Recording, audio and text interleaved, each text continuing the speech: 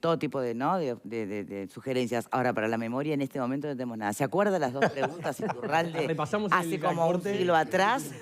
Sí. Mi amigo Alejandro me hizo recuerdo en el bloque, el corte, así que... Ah, perfecto. Bien. No, yo creo, a ver, uno sobre el grueso del crecimiento que estamos viendo probablemente es el segundo trimestre, todavía no tenemos el dato, pero todo indica que el segundo trimestre fue de crecimiento, es rebote. El segundo trimestre de 2020 fue un espanto, fue el momento donde realmente la pobreza llegó a niveles muy altos en Uruguay.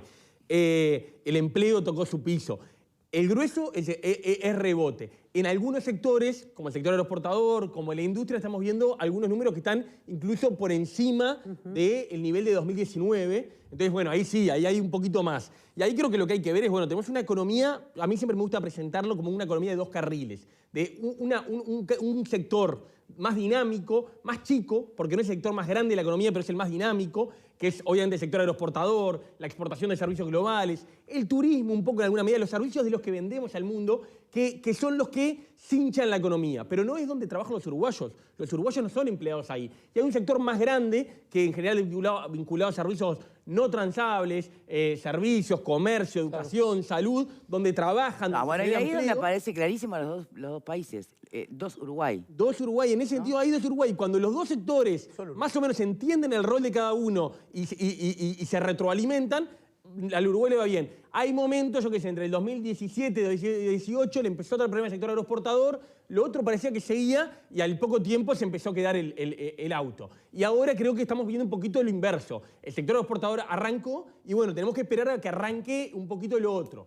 Y ahí engancho con la otra pregunta que vos hacés de la distribución y de cómo, bueno, ahí yo creo que el foco para realmente es la masa salarial, que es un concepto poco hablado. La masa salarial es la combinación de salario y empleo. Es la parte total de riqueza que se quedan los trabajadores de este país. ¿Y eso cómo compite hoy con el poder adquisitivo, justamente? Y bueno, sí, la masa salarial, digamos en casos extremos, si el salario real sube muchísimo, pero se cae el empleo, la masa salarial no va a subir. Si el empleo es cero, no importa cuál es el salario. Y lo contrario, si el salario se hace paté y el empleo se recupera, tampoco. Bueno, creo que ahora, obviamente, el nuevo gobierno, a diferencia del anterior, creo que hay un matiz de política, que creo que todos lo vemos, hay un énfasis menos en el salario real y más en el empleo. Y se ve en varias cosas. Y bueno, creo que lo que estamos viendo ahora es la masa salarial recuperándose, una caída del salario real del año pasado del orden de los 3 puntos. Este año vamos a ver una situación estable del salario real. Yo creo que no va a caer, pero tampoco va a aumentar significativamente.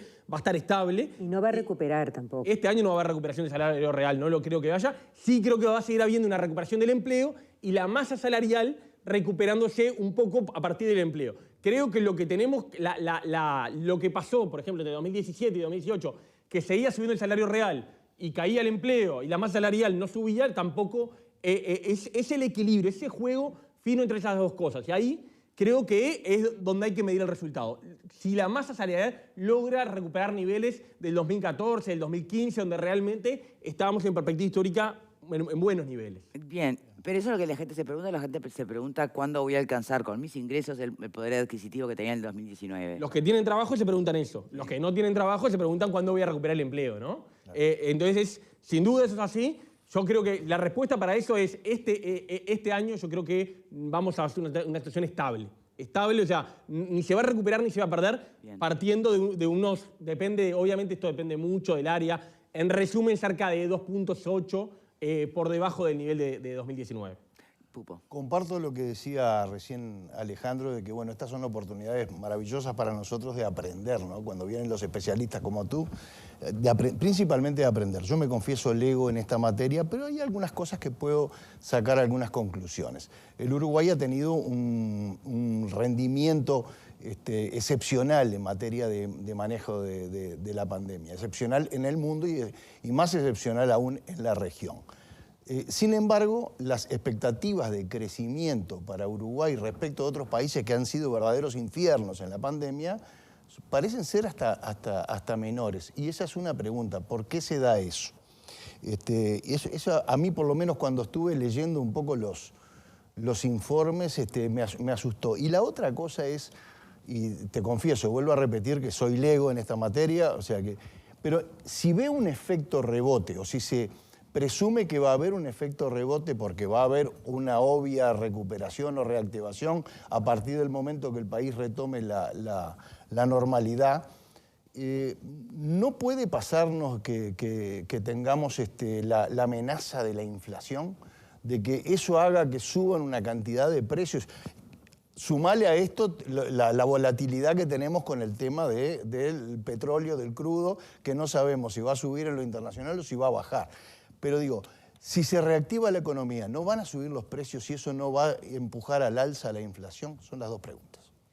A ver, sí, creo que la economía está recuperándose. ¿Por qué Uruguay tiene un crecimiento modesto? Ahí también hay que mirar el punto de partida, ¿no? La economía argentina no crece hace 10 años. También está por debajo del nivel prepandemia. Que era un nivel prepandemia estancado hace 10 años. Hace 10 años la economía argentina es así.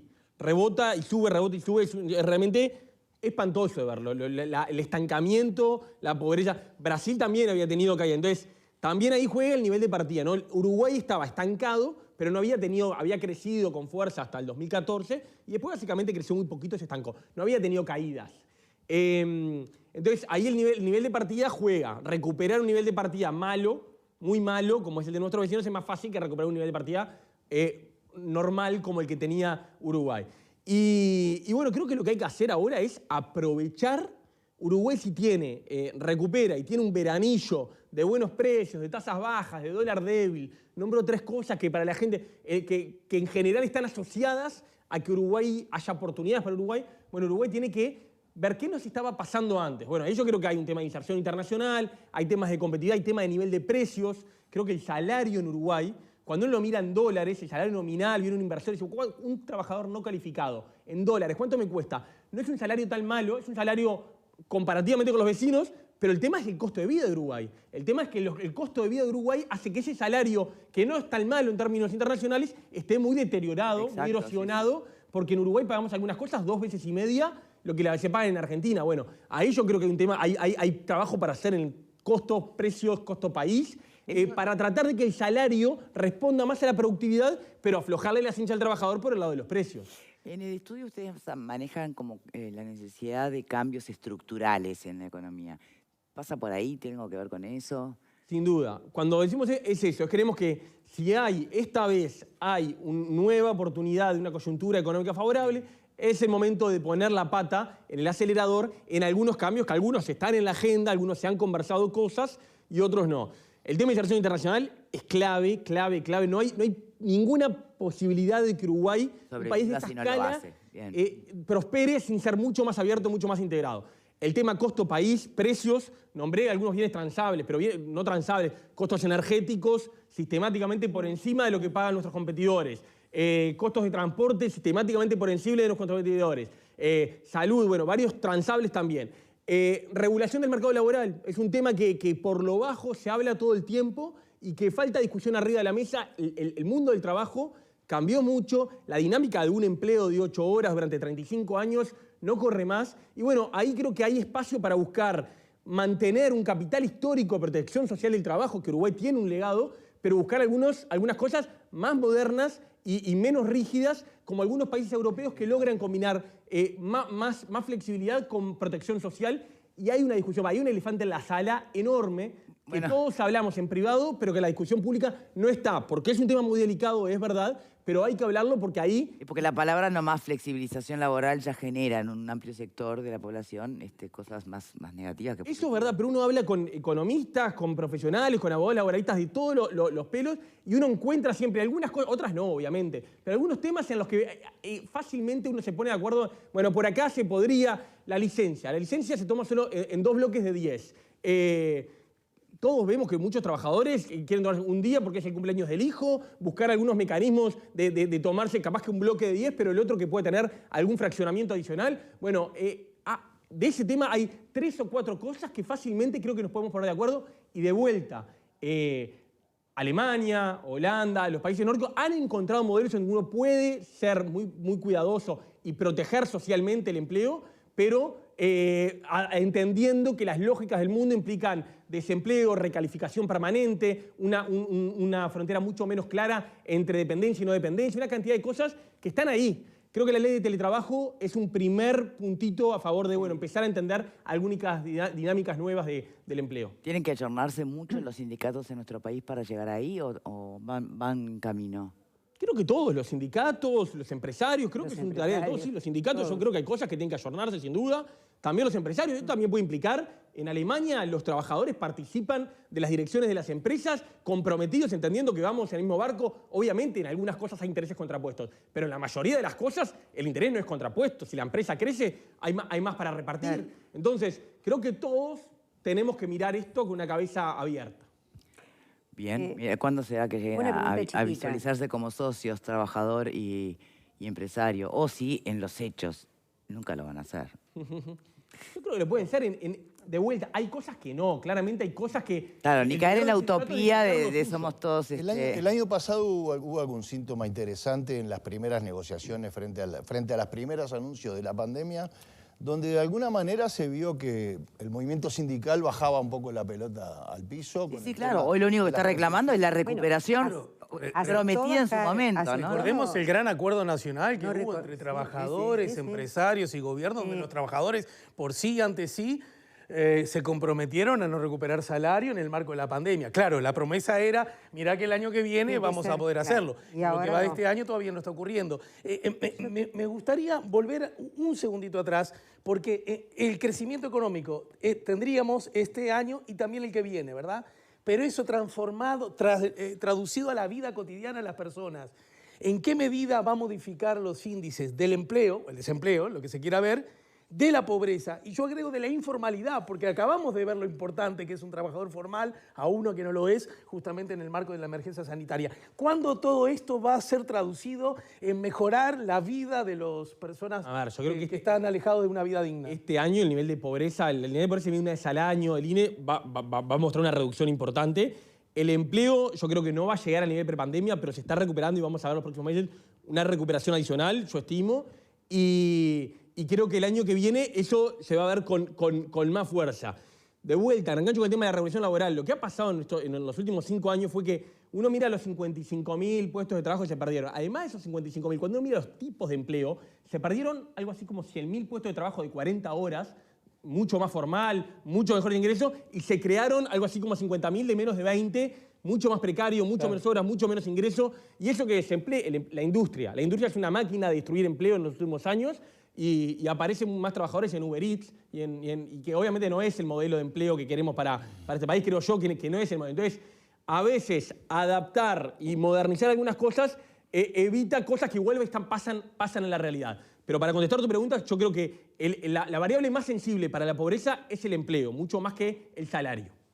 Bien, para que Selva quería... Yo quería, en la perspectiva esta que tú estás dando de crecimiento de la economía, ¿por qué es tan diferente, por ejemplo, la expectativa de Arbeleche, que sitúa ella es muy optimista y sitúa que va a crecer el PBI en un 3.5? Ustedes creo que lo sitúan, el instituto que tú diriges, en un 3 punto. Otros economistas hablan de apenas un escaso 2% de crecimiento y creo que Simbe lo estima en 1.8, ¿no?, de crecimiento. Esa variación es bastante grande para hablar de crecimiento del PBI. ¿Por qué hay tanta diferencia y en qué se basa este cálculo? ¿Es el método o es que realmente la expectativa de Arbeleche es demasiado optimista? Es una buena pregunta. Es verdad que la varianza es más grande, siempre hay una diferencia. Siempre hay. Creo que la incertidumbre de la pandemia la ha agrandado. A mí me resulta difícil pensar que no vamos a estar cercanos a los 3 puntos por lo que estamos viendo, un poco por debajo, un poco por encima. Creo que ahora cuando a fines de septiembre salga el dato del segundo trimestre, el dato sólido, esa varianza se va a achicar. Sí, es probable, los gobiernos en general son un poco más optimistas que los analistas. Creo que al final esto es la realidad manda y a fin de año veremos quién se aproximó con mejor. En la última encuesta del Banco Central mostró que los analistas ajustaron levemente al alza las expectativas de crecimiento en el último mes. 2 décimas. 2 décimas. Si no me equivoco, son 2 décimas. No es menor 2 décimas. Sí, pero de todas maneras están lejos del 3.5, ¿no? Sí, del 3.5 lejos, están, sí. de 2.2 a 3.5 hay... Bueno, pero hinchamos para que se le cumplan los deseos a Arbelecce. La mediana está bastante arriba de 2.2, ¿no? Está en 2 puntos largos, no me acuerdo la cifra exacta, pero están 2 puntos y pico. Bien, Pepe. Agustín dispara desde su calidad de economista y de la organización que dirige temas interesantes para pensar el futuro. Uno de ellos sin duda tiene que ver con ese encuentro entre trabajadores y empresarios que van en el mismo barco en un río revuelto y creo que son lo suficientemente inteligentes y hay cultura uruguaya de larga data de no querer ahogar a nadie y salvarse solo. Eso me queda claro y lo veo como bastante posible. Pero hay otros temas, hay otras variables. Una de ellas es la que planteaba Pupo, que es la que en lo personal a mí más me preocupa porque afecta a los asalariados, pero por ende también a los empresarios, que es la variable de la inflación. Y esa no depende de un acuerdo. Claro, y me parece que es ahí donde está el tema endémico. Sin duda. Ahí la inflación, el nuevo Banco Central se puso la inflación como meta de ser mucho más exigentes y hace 10 días subió la tasa de interés. Eso tuvo cierta polémica entre los economistas porque es como priorizar la inflación sobre la actividad. Justo en Uruguay, claro, el dólar bajo, y eso genera un poquito... El dólar bajo tiene un efecto como narcótico sobre la ciudadanía porque implica abaratar muchos productos importados y en Uruguay no es tan claro que pegue la actividad. Pero sí, la inflación viene desacelerándose. Yo creo que no me imagino, contestándole a Juan Ramón que me había quedado para atrás, disculpa, que cierre muy lejanos del techo de la banda. Hoy en día yo asigno un poquito más de probabilidad que cierre por fuera. El techo de la banda 7%. 7, sí. 7,1. Yo creo que no hay ninguna razón para que en el mediano y largo plazo Uruguay no pueda tener inflación de 3, de 4, como tienen la enorme mayoría de los países del mundo. Uruguay es un caso atípico. Hizo la mitad del trabajo, quedó, pero no terminó el trabajo que en general el mundo terminó en una inflación de 4, de 3. Bueno, creo que el Banco Central está con eso como meta. Yo creo que en el corto plazo puede tener alguna consecuencia negativa y nos puede jugar el petróleo, el dólar. A la larga, si se toma el tema bien, se lo trabaja seriamente, se lo puede hacer y tiene un efecto positivo sobre la distribución y sobre el crecimiento. Hay mucha literatura al respecto. Sobre esto, y para que lo entienda, a la larga, con esa vocación de horizontalidad, ¿no? A ver si entiendo. Si el Banco Central sube las tasas de interés, para decirlo, corríjame, profe, a ver si le estoy agarrando el bizcochazo. Yo tengo una platita y como me suben la tasa de interés, digo, uy, la pongo en el banco que me va a rendir un poco más, en lugar de abrir el kiosco y generar actividad económica. ¿No se supone que eso es darse de bruces con las necesidades que está teniendo el Uruguay de mayor movimiento justamente en el comercio, en los servicios, para que la plata empiece a andar y de alguna manera reactivar esto que cayó tan así, en forma drástica en este último año? Es un aspecto que no entiendo, sin minimizar, por favor, la importancia que tiene la inflación como impuesto encubierto fundamentalmente a quienes son asalariados, ¿no? Eso lo tengo clarísimo. Pero aún así, ¿no luce como una contradicción? Algo de eso hay. La teoría es lo que vos decís. La teoría económica marca lo que vos decís. Uno cuando tiene tasas bajas promueve la actividad y cuando sube las tasas para poner la inflación. En Estados Unidos, la Reserva Federal, que lo escuchamos todo el tiempo, juega exactamente así. Dos precisiones sobre el caso uruguayo. Uno, las tasas están muy bajas, o sea, seguimos teniendo tasas bajas. Esto fue como una señal del Banco Central de, miren que no solo enuncio el objetivo de inflación, sino que lo hago cumplir, que no es lo que pasó en los últimos años. ¿Qué pasó? Había un objetivo de inflación, no se cumplía y no pasaba nada. El verdadero objetivo era 10. Claro. Anunciábamos que era 7, pero el verdadero era 10. Mientras estaba abajo de 10, sigue el fútbol. Y en eso es como, en el largo plazo, paga. Y lo segundo es que, de vuelta, eso en una economía tan dolarizada como la nuestra, tan dependiente de productos importados, el Banco Central y cómo pega la actividad es mucho menos directo y, de hecho, el dólar bajo en Uruguay tiene un efecto, dije narcótico, voy a repetir, como reactivador porque, obviamente, la clase media ve que accede a mucho más bienes, reactiva el comercio. Compra la licuadora. Bien, muy buena. Tocaste un tema que yo creo que es y vamos cerrando, Selvita. ¿Sí? Que es el tema... Pero para que la gente... Esto último que dijiste, entonces, perdón, es mucho más simbólico que real lo que estás diciendo que acaba de hacer el Banco Central. Entonces, es una señal. En buena medida, es las dos cosas, porque también generó el dólar está bajando y eso va a pegar, no la inflación de largo, pero en esta observación del IPC va a pegar eso. Pero sí tiene una parte simbólica muy importante. Sin duda tiene una parte simbólica. Gracias. No, tú hablaste de un tema que yo creo que es clave para cualquier ciudadano y es que el Uruguay es caro.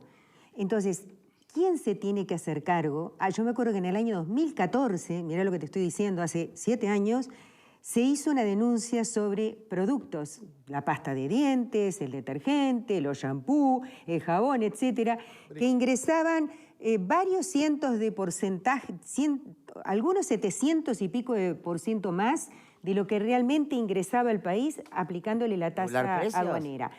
¿Quién tiene que hacerse cargo de que esos precios realmente bajen y sean razonablemente, por ejemplo, que yo no tenga que comprar una pasta Colgate en cualquier lugar y me cueste 10 veces más que en el Chuy, que a veces tiene la misma, es decir, el mismo envase, el mismo packaging escrito en portugués?